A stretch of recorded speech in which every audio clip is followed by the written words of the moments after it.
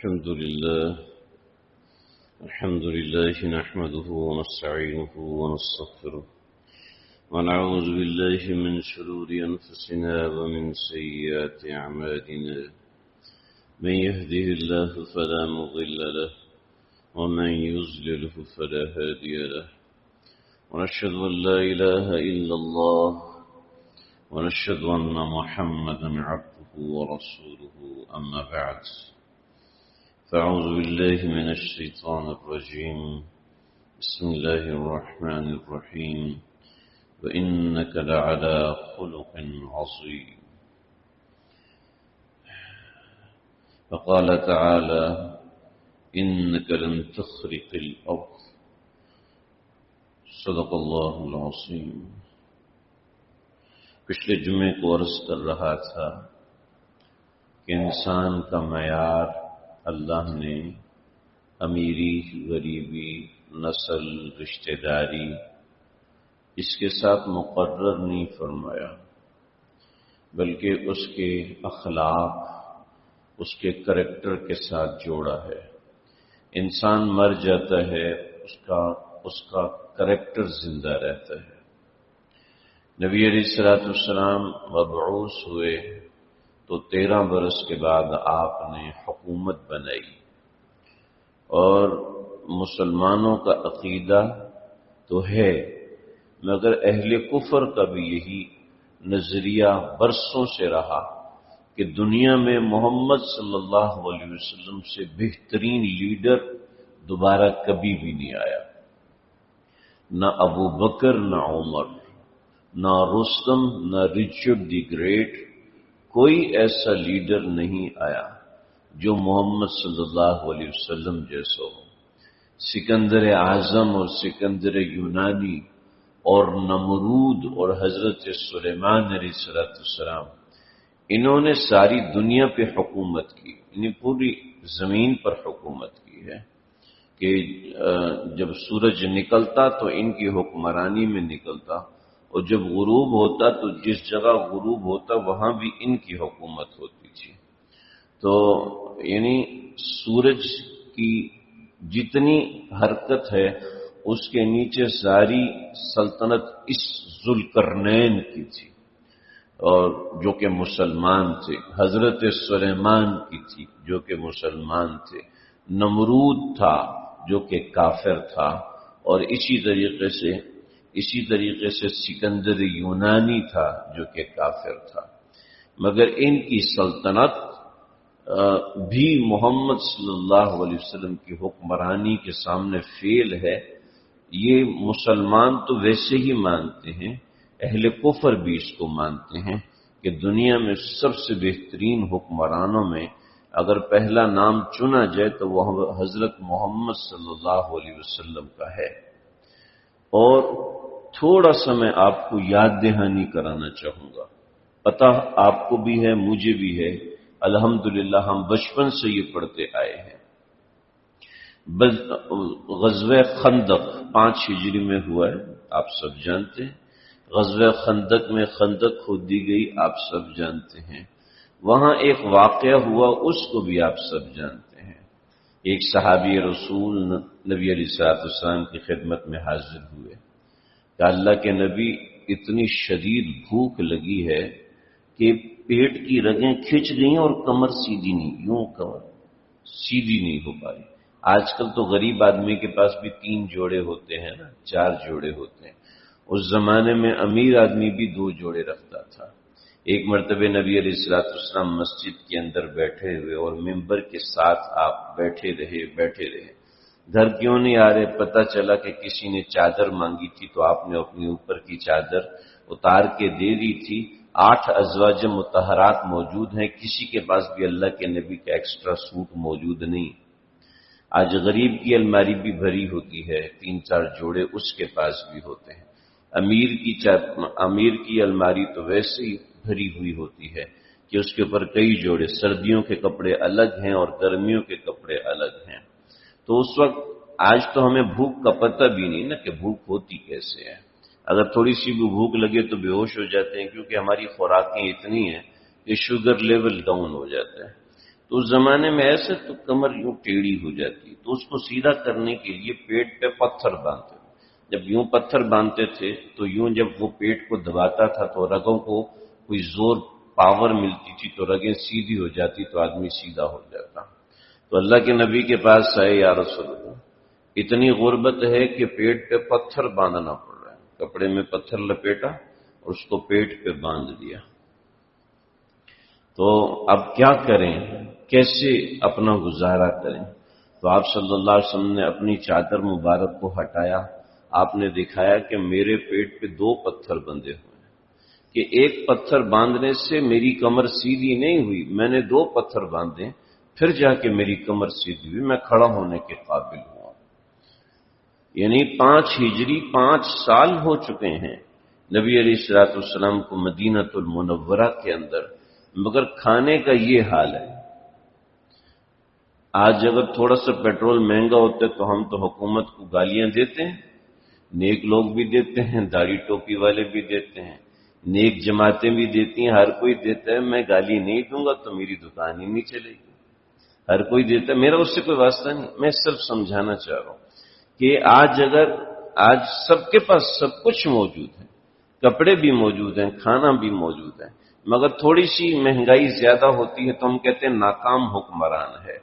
نبی علیہ الصلوۃ والسلام کو 5 برس ہو چکے مگر ابھی تک اتنا پیٹ بھرنے کا انتظام نہیں ہے کہ لوگ کمر سیدھی کر سکیں، پتھر باندھ کے کمر سیدھی کرتے ہیں۔ تو آپ نے بنایا کیا تھا؟ آپ نے قوم بنائی تھی، آپ نے ایک قوم بنائی تھی۔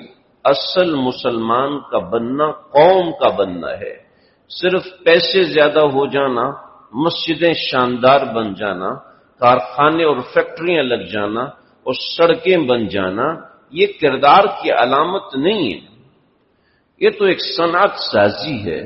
مسلمان جو بنتا ہے اپنے کردار سے بنتا ہے، جس بات کو ہم اتنا معمولی سمجھتے ہیں کہ ہم اس کو جمعوں میں تذکرہ نہیں کرتے، یہ تو سب کو پتہ ہے، انڈرسٹوڈ ہے، ہم بیانات میں ان باتوں کا ذکر ہی نہیں کرتے کہ یہ سب کو پتہ ہے، لیکن اس کی اہمیت اتنی زیادہ ہے کہ آپ صلی اللہ علیہ وسلم نے قوم بنائی، آپ نے قوم بنائی ہے، آپ نے معیشت نہیں کھڑی کی، معیشت کس قوم کے پیچھے آتی ہے، پھر معیشت ایسی قوم کے پیچھے آئی کہ فارس کے کارپیٹ آئے، اور فارس کی کارپیٹ ایسے تھے جو انوائرمنٹل کنٹرولنگ کارپیٹ تھے، یعنی آپ گرمی میں اس کارپیٹ کو ڈالو گے تو وہ اپنے اوپر کے اتنے 15-20 فٹ کے ایریے میں ٹھنڈک کر دے گا، وہ ایسے کارپیٹ تھے۔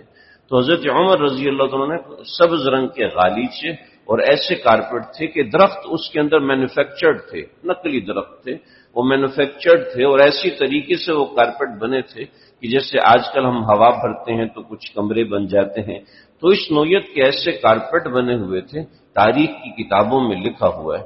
تو حضرت عمر رضی اللہ عنہ کی خدمت میں جب وہ کارپیٹ پہنچے تو حضرت عمر نے حضرت علی سے پوچھا کہ علی کیا کرنا چاہیے؟ تو فرمایا کہ اس کو مسلمانوں میں تقسیم کرنا چاہیے کہ سامان اور مال و متاع اور انٹیک پیسز کا ہونا، اچھی گاڑیوں اور لگزریس ہاؤسنگ سوسائٹیز کا ہونا، یہ ہماری پہچان نہیں ہے، ہماری پہچان عدل و انصاف اور نیک کریکٹر ہے، وہ ہماری پہچان ہے، اس پہچان سے ہم ہٹ نہیں سکتے، چاہے یہ کارپیٹ ہو، چاہے زمرد اور یاقوت کے بنے ہوئے قالین ہوں یا پردے ہوں، جو کہ وہ بھی آئے تھے کہ ایک خلافت میں زربفت کی اتنا سا کمرہ ہے اور 35 ہزار پردے لگے ہوئے تھے، یعنی پردوں کی تہیں پھرتے ہیں، پھر باریک پردہ، پھر اس سے باریک پردہ، ایک کے اوپر ریشم کا کام، ایک کے اوپر چاندی کا کام، ایک کے اوپر سونے کا کام، اور بالکل باریک کام، اور اتنے مہنگے مہنگے پردے، لیکن کیا ہے مسلمانوں کے لیے خاک اور دھول بھی نہیں تھے۔ ایک مسلمان کے حصے میں ایک بادشاہ کا تاج آیا، یعنی مال غنیمت کی تقسیم ہوئی، تو اس بادشاہ کے تاج کی کیا قیمت ہے وہ تو میں بعد میں بتاتا ہوں۔ اس نے 2 جوتے پہنے تھے، ایک جوتا گر گیا، جو ایک جوتا گرا ہے تو حضرت خالد ابن ولید نے آکشن لگایا کہ بھی کون اس کو خریدے گا، تو وہ جو ایک جوتا تھا اس کے اوپر جو یاقوت اور زمرد جڑے ہوئے تھے وہ 1,15,000 دینار کا ایک جوتا بکا، دوسرا ملا ہی نہیں، دوسرا پہن کے بھاگ گیا، ایک چھوڑ گیا، اور 1,15,000 دینار، درہم نہیں، ایک جوتا نکلا، اس جوتے کے اندر کیا کوالٹی کی چیزیں ہوں گی۔ اس کا تاج ایک تابعی کے حصے میں آیا، انہوں نے کہا مجھے نہیں چاہیے، کہا نہیں آپ کو لینا پڑے گا، نہیں میں نے نہیں لینا۔ ان کو کہا یہ حصہ آپ کا ہے اور آپ کو ملنا ہے۔ انہوں نے وہ تاج لیا اور لے کے دیکھا، کہا بہت اچھا تاج ہے، اور اٹھا کے اپنے سامان میں ڈال دیا۔ جب باہر نکلے تو کچرے کے ڈبے میں پھینک کے چلی گئے۔ حضرت خالد ابن ولید نے کہا ذرا دیکھو تو صحیح یہ کیا کرتا ہے اس تاج کا، تو دیکھا تو وہ کچرے میں ڈال کے چلے گئے۔ کہا حضرت وہ تو کچرے میں ڈال کے چلے گئے۔ کہا مجھے پہلے ہی پتا تھا، اس لیے میں نے بندہ پیچھے بھیجا۔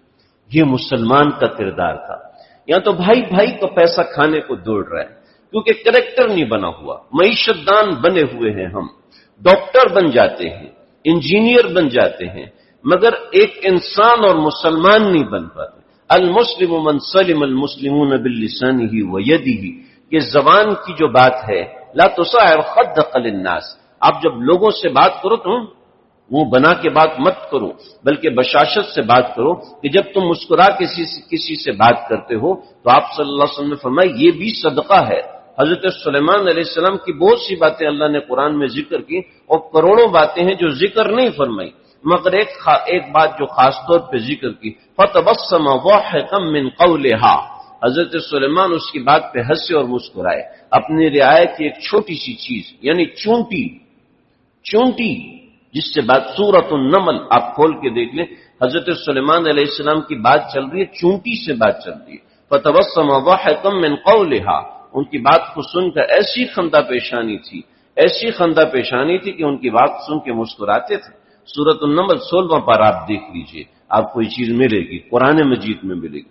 تو یہ کریکٹر مسلمان کا بڑا اہم ہوتا ہے، جو ہمارے اسکولوں کالجوں میں نہیں سکھایا جاتا، اور افسوس کی بات ہماری مسجدوں میں بھی نہیں سکھایا جاتا کہ کردار مسلمان کا کیسا ہونا چاہیے، کہ آپ کی ذات سے کبھی کسی کو تکلیف نہ پہنچے، آپ کے کسی بات سے، آپ کے کسی جملے سے، آپ کے کسی لہجے سے، آپ کے کسی طرز کلام سے کسی سامنے والے کو تکلیف نہ ہو۔ حضرت شیخ الاسلام مفتی تقی عثمانی صاحب دامت برکاتہم نے ایک مرتبہ کچھ لکھ کے کسی کو بھیجا، تو انہوں نے کہا کہ حضرت وہ جو آپ نے لکھا تھا اتنی جلدی میں لکھا ہے کہ مجھے سمجھ میں نہیں آ رہا۔ تو حضرت نے باقاعدہ معافی نامہ لکھا کہ میں آپ سے معافی چاہتا ہوں کہ میں جلدی میں ایسا لکھ گیا کہ آپ اس کو پڑھ نہیں سکے، جس کی وجہ سے آپ کو تکلیف ہوئی ہے، میں اس تکلیف کے اوپر شرمندہ ہوں، آپ سے معافی مانگتا ہوں۔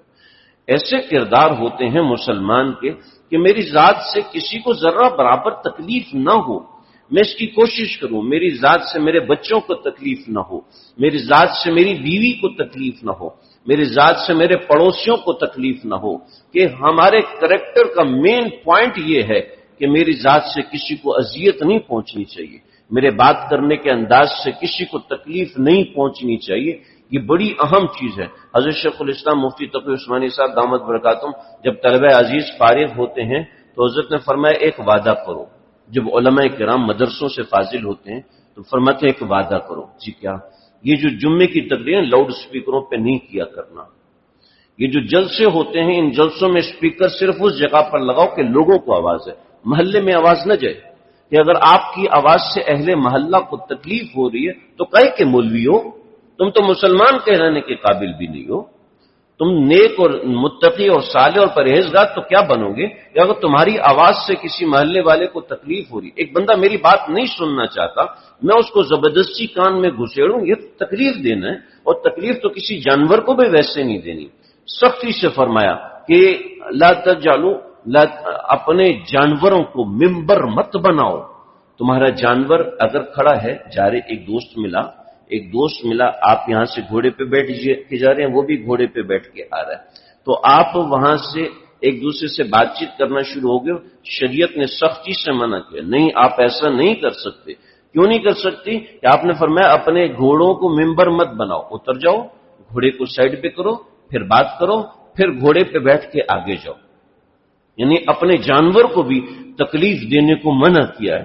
فرمایا کسی جانور کو مت جلاؤ، کسی جانور کو جلانے کی اجازت، جیسے سانپ ہے، جیسے کہ ایسا جانور ہے جو کہ کسی دوسری چیز سے مارا جا سکتا ہے، اس کو موذی جانور ہے، اس کو جلا کے مت مارو، کہ جلا کے مارنے میں تکلیف زیادہ ہے۔ ایک جانور کو ذبح کرو تو دوسرا جانور سامنے موجود نہیں ہونا چاہیے۔ جو شریعت جانوروں کے حقوق سکھاتی ہے وہ شریعت انسانوں کے حقوق نہیں سکھائے گی؟ اس شریعت نے ایسے حقوق سکھائے ہیں، اتنی عجیب عجیب باتیں ہیں۔ 5 ہجری میں غزوہ بنی مصطلق، نبی علیہ الصلوۃ والسلام واپس تشریف لا رہے ہیں غزوہ بنی مصطلق سے، اما عائشہ صدیقہ رضی اللہ تعالیٰ عنہا لشکر کے ساتھ موجود ہیں، تو صبح فجر سے پہلے قضاء حاجت کے لیے لشکر نے اترا اور سب لوگ دور جگہوں پہ چلے گئے کہ ہر کوئی وہاں قضاء حاجت کے لیے گیا۔ تو اما عائشہ صدیقہ نے اپنا قلادہ جو ہار پہنا ہوا تھا وہ اتارا، سائڈ پہ رکھا، استنجے وغیرہ سے فارغ ہوئی تو وہ ہار اٹھانا بھول گئی اور ہاتھ اٹھائے بغیر وہ چلی گئی۔ جب حضرت عائشہ صدیقہ رضی اللہ عنہ کے لیے کجاوا ہوا کرتا تھا، کجاوا یہ ہوتا ہے کہ لکڑی کا ایک باکس ہوتا ہے اور لکڑی کے باکس کے گرد ڈنڈے لگے ہوئے ہوتے تھے، اور پھر اس باکس کو اٹھاتے تھے، اونٹ پہ رکھ دیتے تھے اور پھر اونٹ چل پڑتا تھا۔ تو عائشہ صدیقہ رضی اللہ عنہ آئیں، کجاوے میں بیٹھی، پھر دیکھا وہ میرا ہار تو ہے نہیں، تو جلدی سے بھاگی، تو جو کجاوے کو اٹھا کے رکھنے والے تھے ان کو پتہ ہی نہیں چلا کہ اما عائشہ صدیقہ چلی گئی ہیں، تو انہوں نے کجاوے کو اٹھایا، اونٹ پہ رکھا اور قافلہ روانہ ہو گیا۔ اما عائشہ صدیقہ پیچھے گئیں، ہار ملا کے واپس آئیں تو دیکھا کہ قافلہ نکل چکا ہے، بڑی پریشان ہوئی۔ جب قافلے چلا کرتے تھے تو ایسا نہیں ہوتا تھا کہ قافلہ پورا چل رہا ہے، بلکہ قافلے سے آگے ہراول ہوتا تھا، یعنی کچھ لوگ آگے ہوتے تھے کہ کوئی خطرہ وغیرہ ہو تو وہ قافلے کو بتاتے تھے، اور کچھ لوگ پیچھے رہتے تھے کہ قافلے کی کوئی چیز گر گئی ہو تو وہ قافلے کی وہ چیز وہ اٹھا کے لے کے آتے تھے۔ تو حضرت صفوان بن معطل رضی اللہ تعالیٰ عنہ وہ پیچھے آ رہے تھے۔ جب انہوں نے دیکھا کہ اما عائشہ صدیقہ یہاں پہ اکیلی بیٹھی ہوئی ہیں کہ پردے کا حکم نازل ہونے سے پہلے دیکھا ہوا تھا، تو فقال الاسترجاع، بخاری کے الفاظ ہیں کہ حضرت اما عائشہ فرماتی کہ انہوں نے زور سے استرجاع، یعنی انا للہ و انا الیہ راجعون، انا للہ و انا، زور سے پکارنا شروع کر دیا۔